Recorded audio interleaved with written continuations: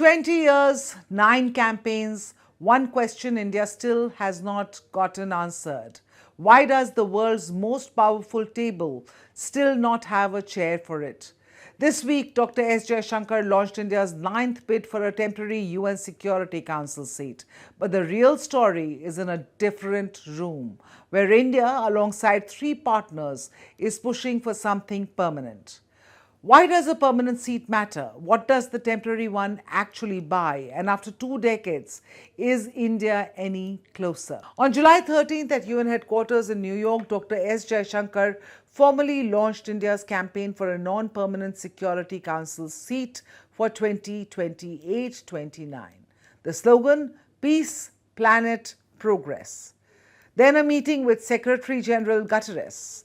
This didn't come out of nowhere. It followed Jaishankar's 4-nation Gulf tour and Modi telling Indonesia's parliament this week that Security Council reform can no longer be delayed. आज global order तेजी से बदल रहा है और ऐसे में हम जैसे विकासशील देश समान भागीदारी और अपनी बड़ी भूमिका मांग रहे हैं। भारत का स्पष्ट मानना है यूएन सिक्योरिटी काउंसिल में रिफॉर्म को और टाला नहीं जा सकता। Indian diplomats are clear. This temporary seat is a means, not the end. The real target is permanent UNSC membership. And India is not chasing it alone. India's real vehicle is the G4, a coalition with Brazil, Germany and Japan. All 4 back each other's bids for permanent seats. The logic, no one can force this alone, so they've pooled their weight instead. Together, the G4 represents close to a third of humanity and several of the world's largest economies, and yet not one of them has a permanent vote at the institution that authorizes war, sanctions and international law. Here's exactly what's on the table. Expand the permanent category, add new permanent seats for India, Brazil, Germany, Japan. This year's G4 pitch also has a concession. It says that any new permanent member wouldn't get veto power immediately. They'd hold a permanent seat veto-free for 15 years, then face a formal review on granting full veto rights. India backs the 15-year deferral, but only as a negotiating tactic, not the destination. New Delhi's red line is this, that any real reform must eventually deliver full veto rights. A permanent seat with no path to veto, India argues, is not going to fix the imbalance. It's just going to build a new, lesser tier of membership, while the original 5 players keep all the real power.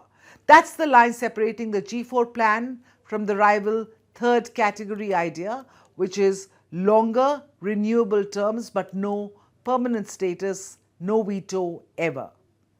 Permanent membership now versus a bigger chair forever. That's India's entire argument at UN this year.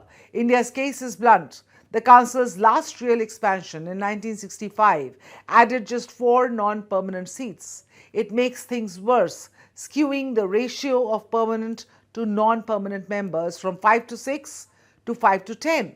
India's warning is this: repeat that trick, add more non-permanent members without adding new permanent members, and you only entrench the 5 existing veto powers further.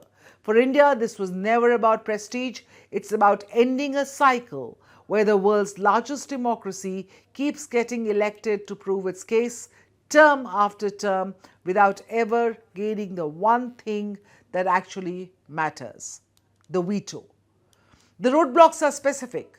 Pakistan actively opposes India's bid from inside the Uniting for Consensus bloc, or what is known as the UFC bloc, which resists permanent expansion altogether. China, another one of the 5 existing veto powers, has never endorsed India's permanent membership.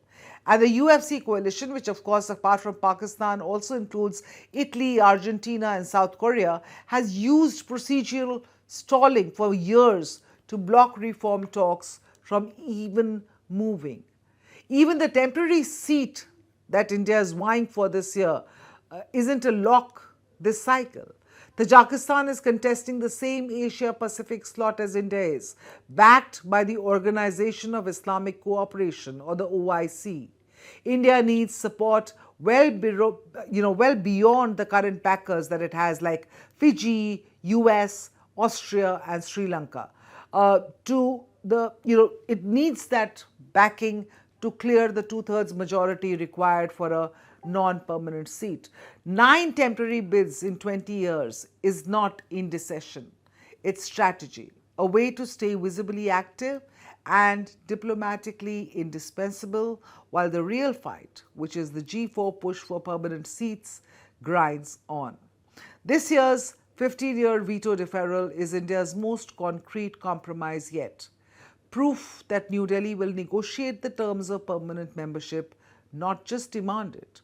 Whether that concession finally moves the 5 permanent powers, and they agree on this, or it gets quietly shelved like the ones before it, will decide whether India's 9th temporary seat becomes a stepping stone or remains just one more entry onto a very long list.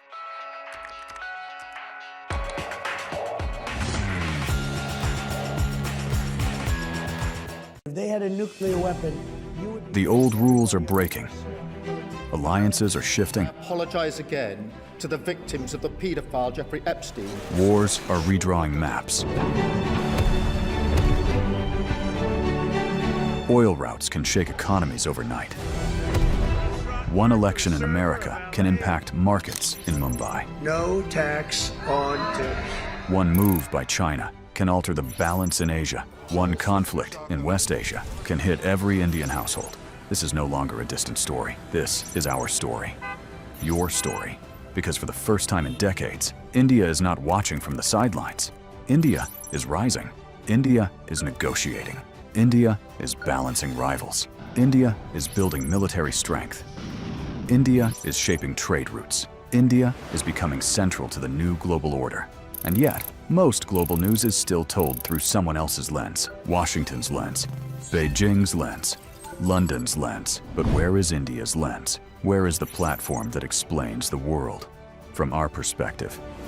Welcome to India's Axis, a new destination for geopolitics, strategy and power seen through India's eyes. From Neighborhood Watch to the biggest global stories that matter to you.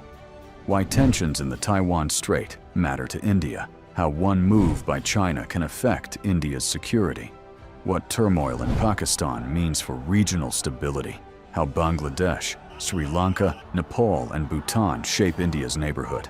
Why oil choke points can hit your wallet. How wars abroad can reshape India's security. This is not noise. This is not shouting. This is not recycled headlines. This is sharp, intelligent storytelling. Daily explainers, war room analysis, strategic conversations. Because news is everywhere, but perspective is rare, and in the age of confusion, clarity is power. Axis is for the audience that wants more than headlines. The axis of global power is shifting. India is at the center of that shift. It's time the world was explained accordingly, to understand the world through India's strategic lens. Subscribe now.